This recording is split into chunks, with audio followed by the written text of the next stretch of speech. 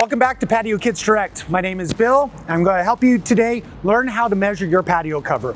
There are three elements that we need. We need first the projection coming from the wall outward, length left to right, and then height of the attachment points. What you see represented on the ground is something you can do at your house is get a electrical cord or even a garden hose to kind of give you depth and field of how big this patio cover is going to look on your backyard. Also represented is some blue markers and yellow markers. This is for your electrical layout. So we will be going over that in the next steps.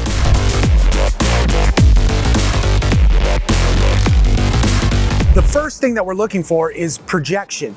How far out is it coming away from the house? So as I put down the tape measure, oh, and just so you know, we're doing a 12 by 28 today, okay? Just as a mock example. So when I take my measuring tape out here, we have the cover, the actual shade portion at 12. If you notice, the posts are sitting generally 1 foot in. You could do an 18-inch overhang. So that is our first measurement that we're looking for from the attachment point coming out, projection of total shade. So the next measurement that we're looking for is our length. This is our left to right. In this example, like we said, it's a 12 by 28. You can turn in different size patio covers. This is just a mock-up trial here for showing you how to measure. We're looking for the length. So I'm gonna go ahead and put that tape measure down. Showing off our tape skills here.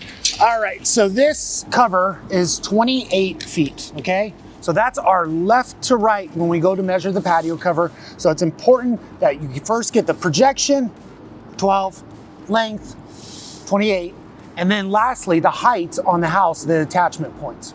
All right, so looking at this size patio cover, the next thing a customer really wants to understand is what kind of electrical layout do we need, you know? So again, posts represent the blue color, light is yellow, and orange is the fan.